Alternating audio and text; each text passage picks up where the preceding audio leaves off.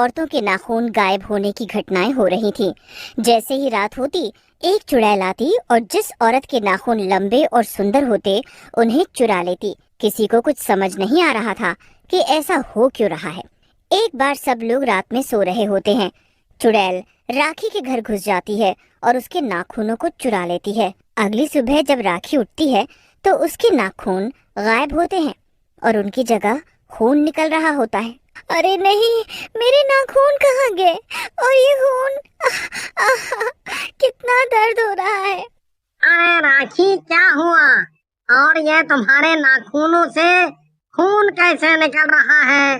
देखो ना, पता नहीं ये क्या हो गया है। मेरे कितने सुंदर नाखून थे। मैंने कल ही पार्लर से इन्हें सुंदर सजवाया था और ये क्या हुआ मुझे नहीं पता। मैं तो आराम से सो गई थी, तब तो ये ठीक थे। राम को कुछ भी समझ नहीं आता कि राखी के साथ क्या हुआ। राम अपने दोस्त रोहन के घर जाता, उससे इस बारे में बात करता है। उसकी बीवी चमेली बहुत ही सुंदर होती है और उसे सजने संवरने का बहुत शौक होता है। अरे भैया, आप आओ आओ, भाभी को भी ले आते, अकेले अकेले ही आ गए। नहीं, उसकी तबीयत कुछ ठीक नहीं है। क्यों भाई, क्या हुआ भाभी को? राम उसे सारी बात बताता है। हाँ यार, कल भी एक दोस्त मिला, वो भी यही बता रहा था। पता नहीं आखिर क्या हो रहा है।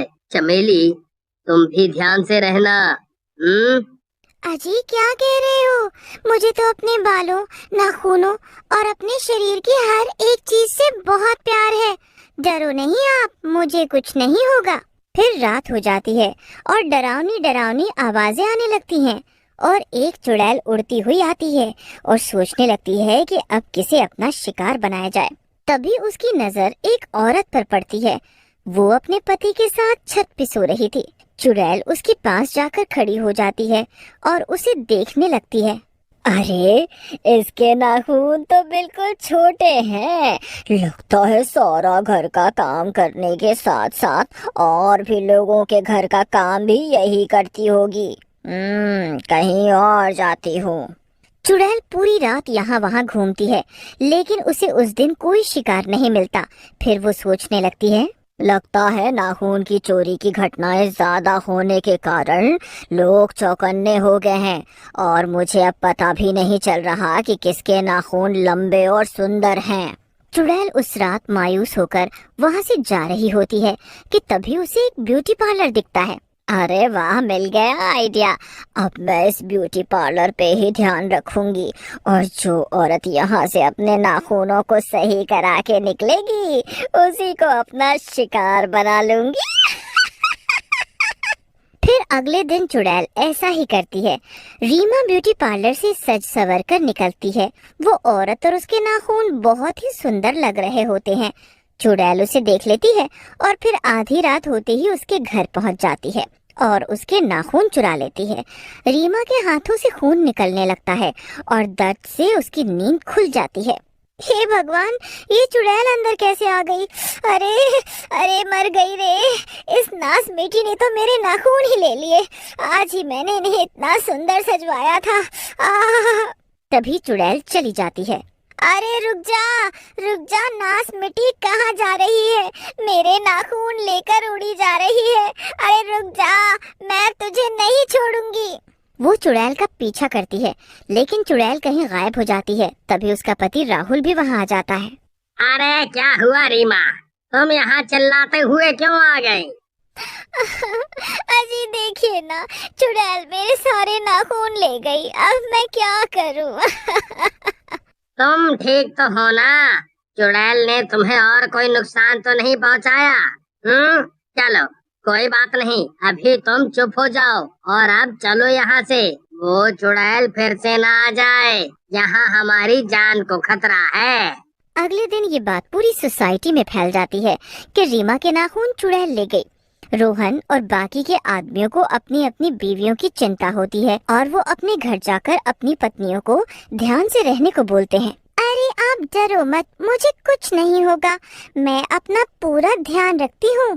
फिर रोहन वहाँ से चला जाता है और राहुल से जा मिलता है।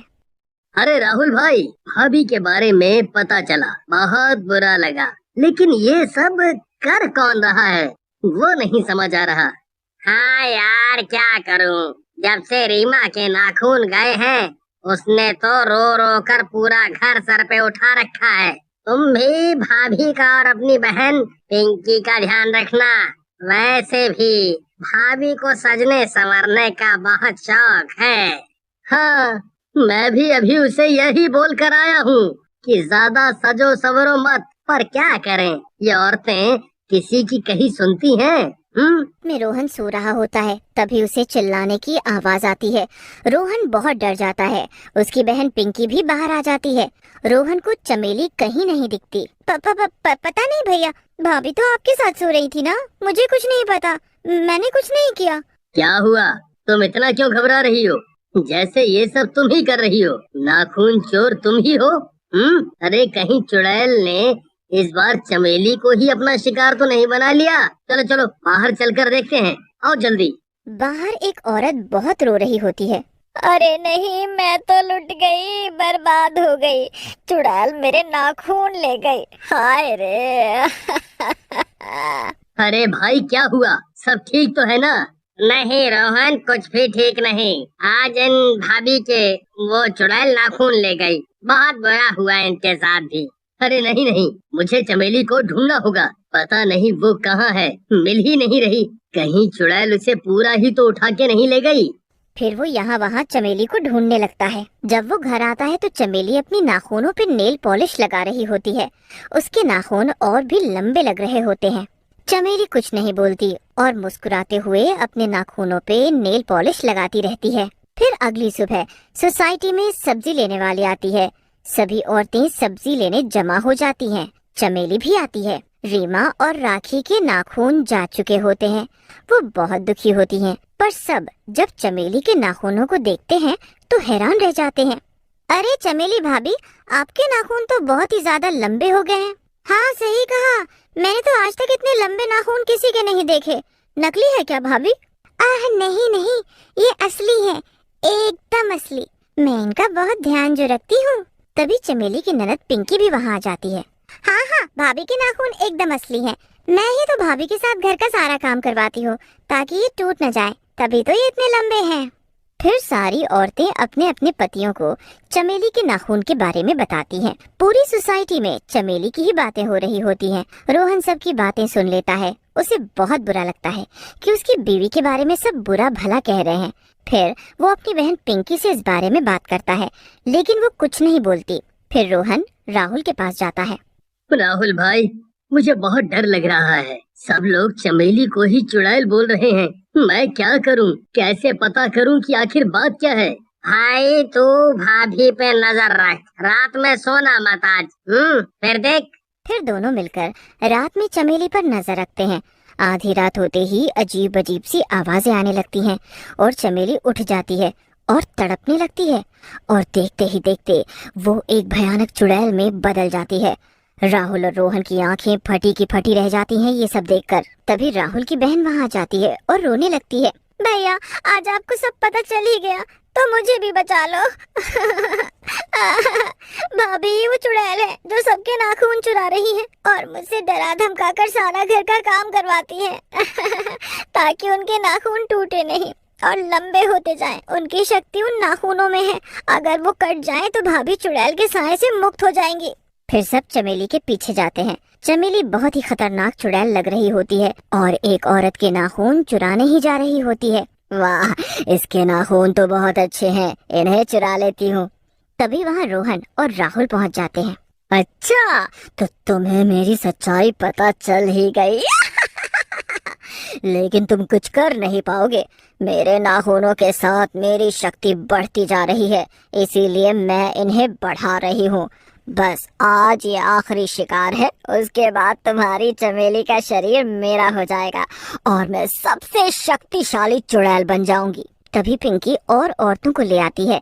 सब मिलकर चुड़ैल को पीछे से पकड़ लेते हैं। भैया, जल्दी से चुड़ैल के नाखून काट दो।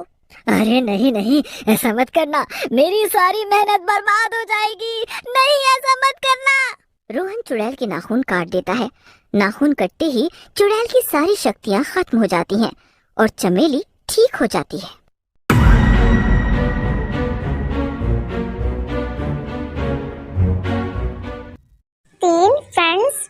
सना राधिका वेकेशन एंजॉय करने के लिए सीसाइड जाते हैं। सीसाइड में पायल अपने दोनों दोस्त के साथ बहुत सारी तस्वीरें लेती हैं और उसे सोशल मीडिया में अपलोड करने का सोचती है। जैसे ही पायल सोशल मीडिया में पिक्चर्स अपलोड करने लगती है, उसका मोबाइल हाथ से गिर जाता है। मोबाइल गिरने के बाद पायल परेशान हो जाती है और सोचने लगती है सोशल मीडिया में तस्वीरें अपलोड हुए होंगे या नहीं। राधिका अपने मोबाइल से चेक करके पायल को बताती है तस्वीरें अपलोड हो चुकी हैं। लॉजिकल जीनियस, अब सवाल ये है जो पायल के हाथ से मोबाइल नीचे गिरा था वो इन तीनों में से किसका है? सोचिए और अपना जवाब कमेंट में बताइए। पायल के हाथ से जो मोबाइल जमीन पे गिरा था वो सना का है। राधिका ने इंस्टाग्राम ऑन करके जब तस्वीरें चेक करी तो उसमें भी सना का नाम मेंशन था। दोस्तों, क्या आपने भी पहचान लिया था गिरने वाला मोबाइल सना का था?